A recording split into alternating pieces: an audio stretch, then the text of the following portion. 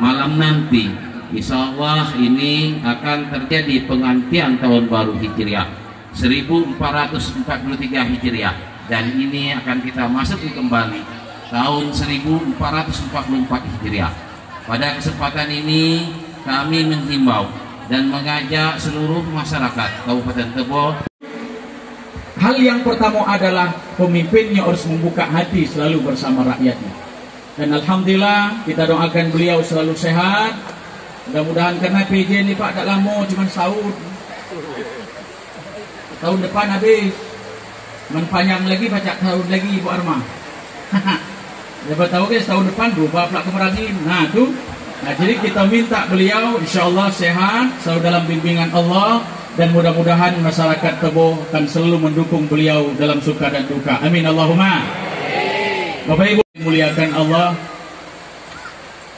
kita alhamdulillah syukur hari ini kita banyak mengucapkan kalimat alhamdulillah kepada Allah, karena kita masih ditakdirkan oleh Allah menatap hari di akhir-akhir di tahun Hijriyah 1434 Hijriyah ini, 43 Hijriyah. Artinya Bapak Ibu sekalian, bahwa kita insya Allah dalam sehari dua ini akan mengakhiri tahun ini dengan baik. Dan mudah-mudahan apa yang kita akhiri itu akan menjadi satu buah kebaikan yang bisa mengantarkan kita di tahun yang akan datang menjadi lebih baik. Itu satu kunci. Karena kenapa Bapak Ibu sekalian, banyak orang yang protes dengan saya, Pak Ustaz, ngapa tahun baru Islam ini seperti kita meriakan di tahun seperti 1 Januari. Karena 1 Januari itu minta maaf Pak, secara nasional memang kita memakai tahun itu, tapi secara jujur bukan milik kita orang Islam 1 Januari. Tapi apakah kita mengingkari? Tidak pula, karena kita makainya. Tapi cara memeriahkannya Pak, ada yang protes, ngapa tidak 1 Muharram itu bisa makan meriahnya seperti 1 Januari. Maka saya jawab dengan jawaban yang saya tentu jawaban itu tidak harus menandingi dan menyamakan tahun 1 Muharram itu dengan 1 Januari. Karena 1 Muharram itu memang beda. Umat Islam tidak harus memeriahkan 1 Muharram itu seperti yang 1 Januari itu Pak. Karena kalau 1 Januari itu setengah bulan sebelum hari hanya, itu persiapannya pangkal. 15 hari mulai tanggal 15 Desember itu mulai merancang tuh. Yang nak bercuti, cutilah. Yang nak pergi jalan-jalan lagi siap. Lagi tabung dalam setahun pada tabungannya. Itu meriahnya itu apa Ibu? Mulai itu. Yang senang dengan orgenan, lagi siwa orgennya. Kalau bisa dicari yang biduan yang bisa jogetnya naik taruh, naik tenda, naik salon. Meriahnya hampir tiap kampung dengan olahraga, dengan segala macam. Yang hebat lagi, seminggu menjelang 1 Januari itu trompet berterbangan. Di mana-mana orang jual trompet dengan berbagai macam bentuk. Ada trompet kepala nago, kepala gajah, kepala kerbau, kepala orang, segala macam. Maka saya Ibu minta maaf nian kalau di sini ada yang tukang jual trompet, bukan merusak pasaran. Anak saya sejak anak yang pertama sampai yang ke-6 satu pun saya tidak boleh niup trompet. Apalagi di 1 Januari. Kadang-kadang Pak sambil jalan dengan istri ngajak anak, ya tolong ya beli trompet. Dia jangan nak ngapo penyakit galau tu. Karena trompet itu Pak, nanti dulu urusan halal dan haram, diboleh atau tidak. Yang jelas menurut saya trompet itu lah sampai ke pasar adong 30 niupnya. Lah pasti dites dulu. Pertama yang tukang buatnya. Enak kalau yang tukang buatnya bukan alumni kopi. Kalau yang jualnya alumni kopi, lah kena TBC 11 barang. Kalau dekat TKW buat trompet. Setiap trompet yang dia buat pasti dia tiup. Lama nak dia tiup apa dong pembunyi? Apa pret, apa perut, apa perut? Nak tahu jelas. Kalau yang bagus dibuat tempat khusus. Kalau yang masih kurang elok, diletakkan untuk diperbaiki. Yang buruk dibuang. 100 trompet yang dibuat oleh Datuk itu, 100 itu pasti ditiup. Begitu ada yang mesan tuh, lah berapa sudah? Aduh 100, aku minta 25 baik. Ambil. Nah pilihlah. Nah milih kok niup pula. Empet, aja dong. Empet, kurang kuat tuh. Kita putar situ. 25 dapat. Jual bawa ke pasar. Orang jual trompet jarang di belakang pasar, pasti di tengah jalan. Berapa? Di jalan-jalan sering orang banyak masuk. Hah? Begitu nak beli, kau nak mana nak trompet nih? Tuh warna biru bebas. Coba tiup dulu. Lan tiup pula. Urung beli, lah sekeliling pasar. Kalau seminggu-minggu tuh Pak ditiup orang, kira-kira berapa orang yang niup? Pas terakhir, kadang mak-mak gini pintar pulang. Nah, kalau nak beli trompet jangan gini mahal. Beli trompet akhir-akhir lagi. Pas malam satu tuh, sore-sore kita datang. Harga murah kalau kok. Ada beli harga murah Pak. Bapak tahu berapa kurang niupnya? Mungkin ada sekitar 30-40 niup satu trompet. Yang terakhir anak kita yang niup. Anakku kalau niup bukan cak maknya niup. Kalau mak niup langsung puh. Kalau anak isap dulu anak kita terakhir niup, Masya Allah.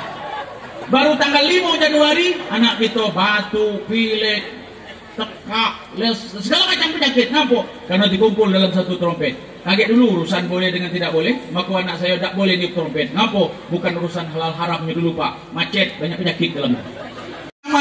Kenapa ibu? Nasib dakate, nasib kosong. Maka jadi orang kaya itu bergantung dengan nasib. Kapan nasib tidak ada Pak? Siang malam pagi petang tidak pakai istirahat, masih kenanggung tulang lah hidup. Tapi kalau nasib ada, begitu pas lahir anak bupati, tidak perlu nilai duit dikit, lah warisannya banyak. Pas lahir anak danding, pas lahir anak kajari, pas lahir anak pengadilan negeri. Ngapa ibu? Belum gedang saya dalam banyak. Nanti siap ngapa? Nasibnya ada, pas lahirnya apa? Jadi orang ketua. Jangankan jabatan, jangankan uang. Yang paling sederhana baik, naik haji. Apa kurang Pak waktu Purodah kemarin? Sampai 1,5 miliar orang siap membayar. Tapi 10.000 tahun ini tidak bisa berangkat haji. Sudah disetor uangnya dengan uang hampir 1,5 miliar, tapi tidak berangkat haji ngapo? Nggak ada nasib. Tapi begitu nasib ada Bapak, pakai reguler aja Pak, nasibnya berangkat duluan. Kadang-kadang kita tengok kalau musim haji, yang berangkat haji itu tengok Pak di TV One, di Metro TV. Nah pemulung naik haji. Sudah tua apa lagi? Tukang becak naik haji. Kadang dipikir saya, dari mana nasib orang ini pacak naik haji, tukang pemulung, makan aja susah. Tapi kalau nasibnya ada, yang sederhana bina, lihat ibu di RCTI, tukang bubur naik haji. Itu hebat. Artinya apa? Bergantung nasib. Tapi kalau mati, minta maaf, tak pakai nasib-nasib. Ada nasib, tak ada nasib, betua, tak betua, mati. Siapa be mati? Presiden mati tak? Oh jangan dulu. Presiden mati, kapan? Ya kita doakan dulu, habis masa jabatan, lah sehat, itu lah, terserah lah. Habis waktunya. Gubernur mati, bupati mati, habis kalau Pak wakil mati, wakil DPR, wakil bupati, kajari, dandim. Siapa nak ngajak dandim lagu? Aku udah berani ngajak dandim kok. Aku latih namanya penyengat hijau, hijau kanan pistol galo. Tapi dengan itu lagi nggak baca nembak nih, mati. Ini artinya apa Bapak? Semua kita tak akan lepas yang namanya kematian. Itu saja. Yang kedua yang lebih berat lagi apa Bapak? Ditekankan oleh Rasulullah, kita hidup pasti mati. Nah kematian itu bukan urusan terakhir, tapi itulah urusan yang paling pangkal yang akan menuju kehidupan yang lebih lama. Keselamatan kita hidup yang lebih lama itu tergantung bagaimana kita menggunakan semasa hidup kita di dunia ini. Maka ish ma syi'ta fa innaka mayyitun. Yang kedua poin ibu bapak sekalian, ish ma syi'ta fa innaka mayyitun. Yang kedua uhbub ma syi'ta fa innaka mufariqun bi. Cintailah sesuatu sekehendak hatimu, tapi ingat kau pasti akan berpisah dengannya. Kita cinta dengan jabatan, minta maaf, hari ko camat mati, besok sudah ada gantinya. Bupati mati, wakil naik. Wakil mati, ada partai politiknya, nyiap nantinya. Pasti Pak. Apa yang kita sayangi pasti berpisah. Bu, aku nak nanya dengan Ibu Tepo nih. Sebab saya pernah survei Ibu kabar-kabarnya. Ibu-ibu di Tepo ini ranking pertama orang yang paling cinta dengan keluarga, lebih-lebih terhadap suaminya. Kabarnya sejamiangan loh. Ibu Tepo inilah yang paling bagus dengan suaminya. Seorang pun nak nanya dengan ibu nih. Tolong jawab. Ibu-ibu jangan tak jawab dari depan sampai belakang. Mungkin yang barisan depan tak usah jawab, karena aku tahu pasti. Kena laki masih nyapa, ada tu mati lah. Nah, yang belakang tu nah yang macetnya. Ibu, saya mau tanya nih, yang jawab nih insya Allah jadi ibadah, saya doakan. Sekarang saya tanya, Yonian apa tidak? Survei. Ibu-ibu sayang tak dengan suami?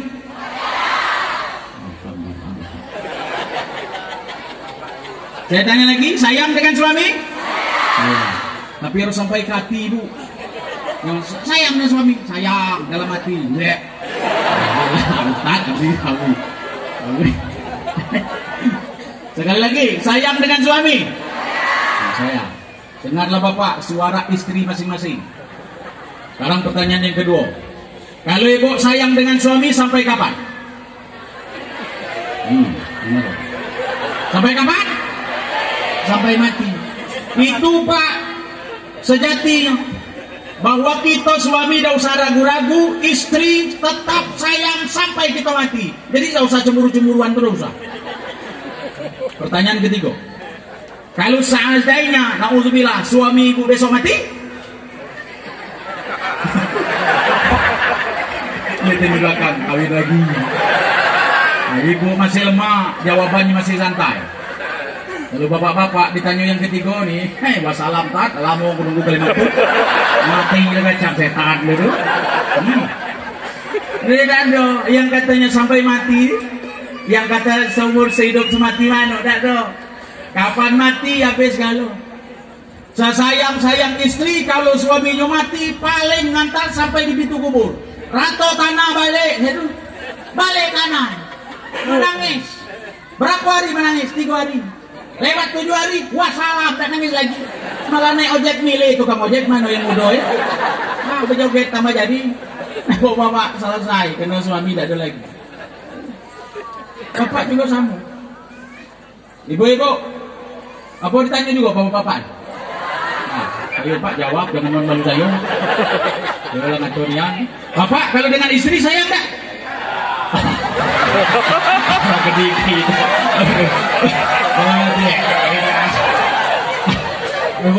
Mungkin bapak-bapak itu minta tanya langsung yang ketiga itu lah, tak saya langsung yang ketiga. Kira-kira Pak mendesok suami istri bapak mati, bapak ikut masuk kubur. Nah, itu baru serpak loh. Tidak juga, tinggal galu. Baju yang ibu pakai hari ini kemana? Tidak dibawa bu. Mobil elok tidak dibawa. Bilinggau no. Ada orang berduit yang meninggal. Bukan main. Bilinggau itu terkenal dia paling banyak duitnya, paling hebat di situ. Begitu dia mati, dalam hati saya, jangan-jangan kain kapan dari sutra nih, dari sutra beli di Indianya. Gue tengok sama baik kain kapan yang pemulung di belakang. Begitu pas kain kapan sudah dibungkus tubuhnya, diangkat jenazahnya untuk ke kuburan. Saya pikir lain mobilnya, rupanya kamu mobil. Man kemana-mana naik apa tuh? Naik Pajero. Mana-mana dia naik. Segala macam mobil mewah yang hebat-hebat tuh. Begitu dia mati, saya pikir naik mobil itu, rupanya tidak. Mereknya Ringo. Kendaraan yang paling angker di dunia. Kenapa disebut paling angker? Sebab siapa yang masuk pasti mati. Ada yang masuk Ringo pasti. Dari rumah yang mati ke kuburan, kos berisi, balik kosong.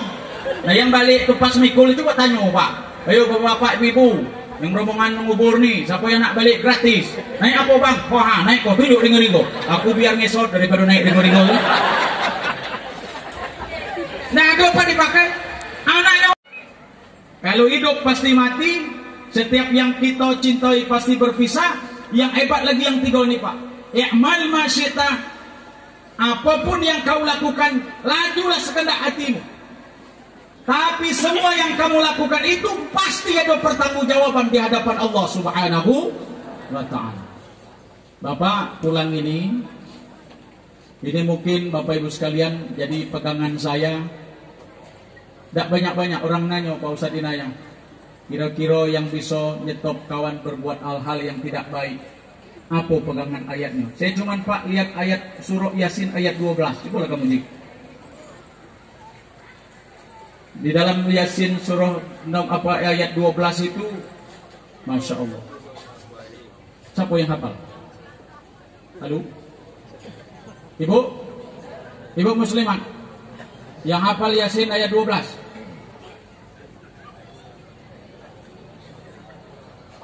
Ayo. Siapa yang bisa angkat tangan sini? Saya sawit 100.000.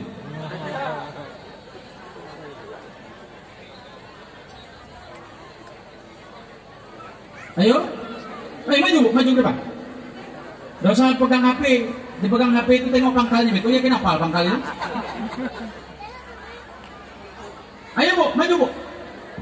Saya nyawer nian, bukan bohong-bohong, aduh duit aku. Ayo, ada yang angkat tangan? Ibu tegak di sana aja. Sebut. Ayo. Nanti dikasih utusan ngambil duit 100.000 sini. Halo. Ibu duit kalau mentang-mentang sawit agak naik harganya. Ayo Pak, siapa Pak? Bapak. Yasin ayat 12. Halo. Apa Bu? Ibu tegak aja. Terus baca sampai terakhir.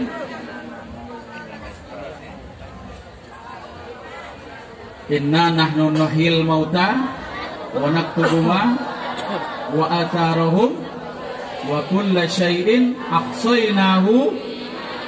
Ibu mau maju ke depan enggak? Nah, nanti Ibu ya. Inna nahnu nuhyil mauta wa naktubu ma qaddamu wa atharahum wa kulla syai'in ahsaynahu fi imamin mubin. Ayat ini Pak enggak banyak. Kalau pegang aja satu ini, sebagai pejabat pegang ini aja Pak, dipegang, ya saya kira adalah tuh ngerimnya. Inna nahnu nuhyil mauta.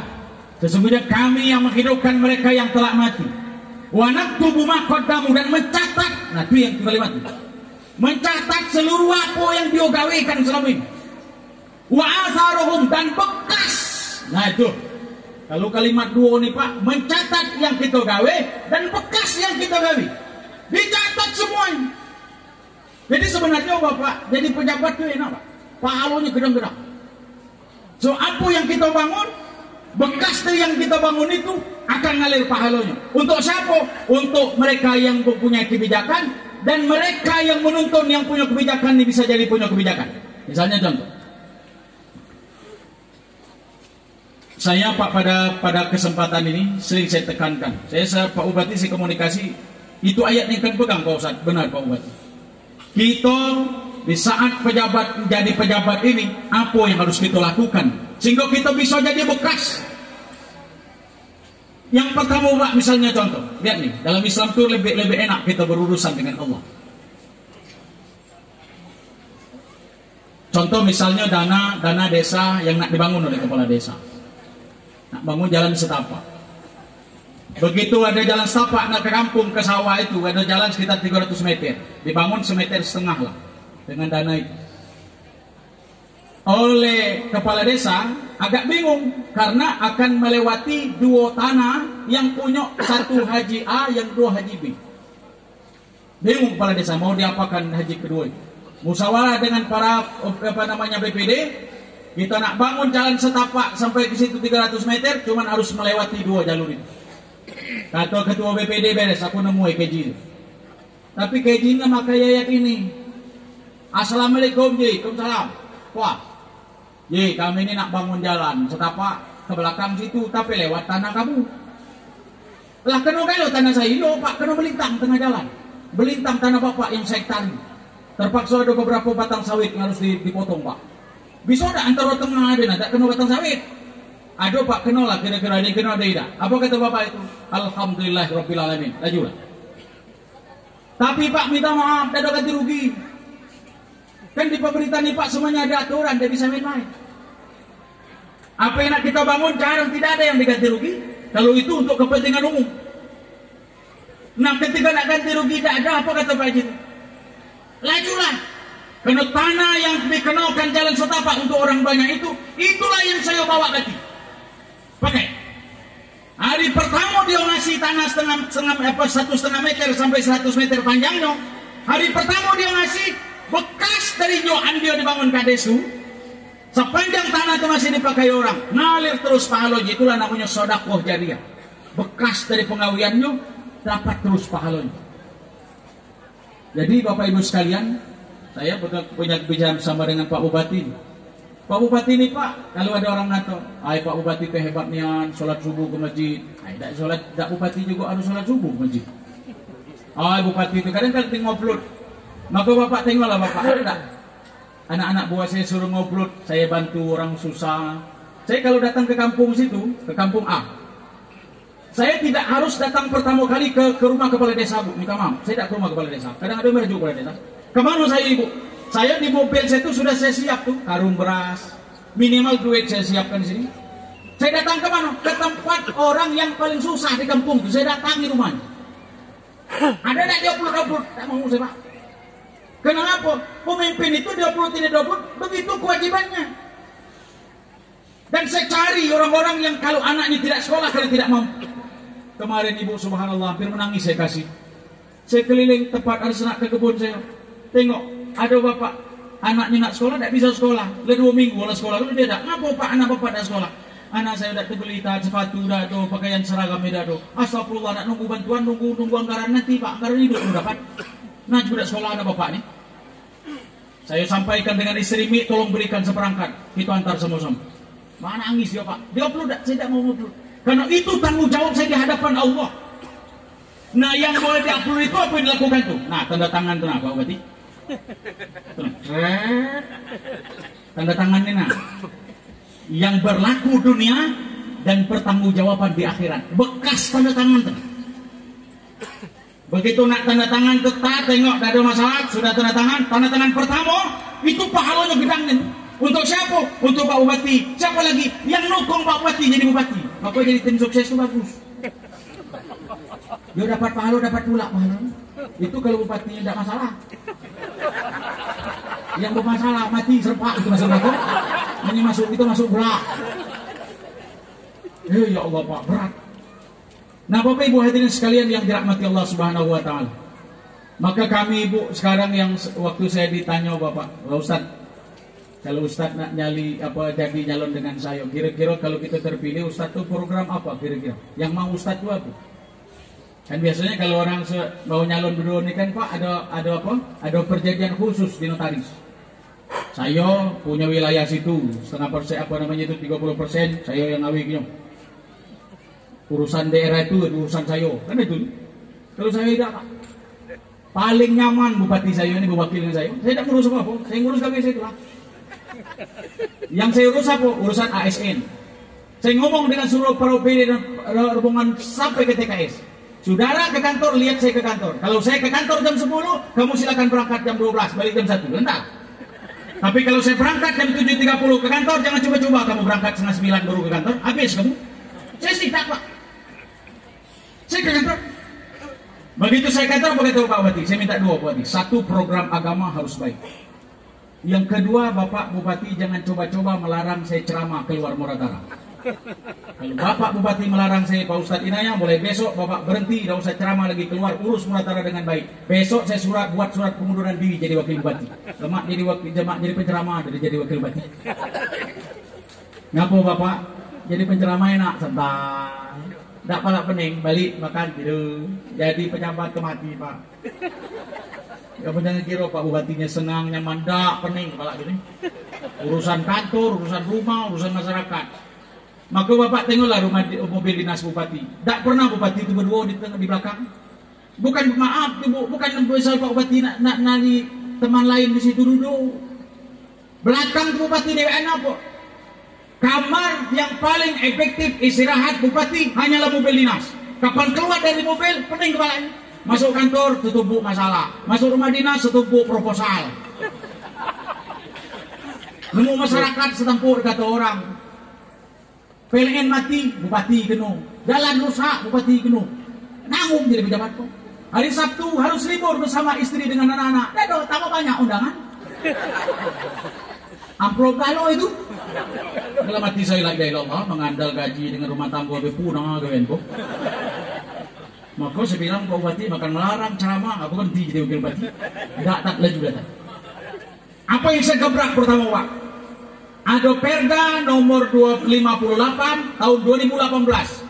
2 tahun sejak bupati terdahulu tidak pernah melakukan perda ini. Tak berani. Ngapa Bapak? Menutup pesta malam. Bayangkan. Murah Tara kalau pesta malam tidak seperti Tebo. Di Tebo ini orang alim-alim. Pesta baik jam 12 habis. Kami sampai subuh. Mulai pesta atau kapan? Antara maghrib dan isya lah bunyi organ. Pas isya organ berbunyi. Jangan-jangan imam di masjid itu minum joget pula gara-gara organ sebab. Kalau imam itu senang berjoget, dari jam 2 dari habis isya sampai jam 12 malam. Itu masih normal, lampu hidup kalau. Begitu jam 12 malam, lampu mati, organ lah tukar. Merek apa itu tadi di dojo DJ. Semua saya kirim sampai subuh. Apa kata ibu? Begitu lampu mati, kami ada namanya istilah biduan tempel. Biduan tempel itu apa Pak Ustaz? Biduan di luar bawaan organ.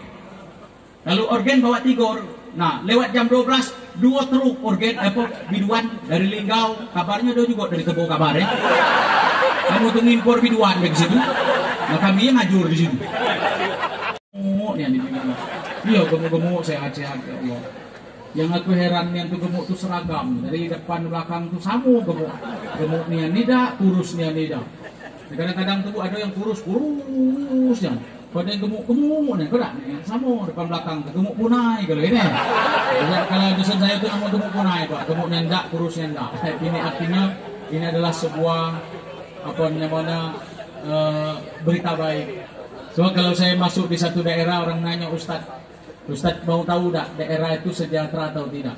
Tidak perlu nak harus datang ke dinas kesehatan. Orang yang mati berapa, yang melahirkan matinya berapa, yang kena stunting itu berapa banyak, yang sejahtera itu tidak juga. Sudah itu masuk dinas pendidikan, lihat SMA-nya berapa banyak tamat SD SMP. Ada pula ibu. Saya itu cuma psikotulah sejahtera atau tidak daerah itu. Atau ibu-ibu itu. Kapan ibu-ibunya seragam, itu pasti sejahtera daerah itu, insya Allah.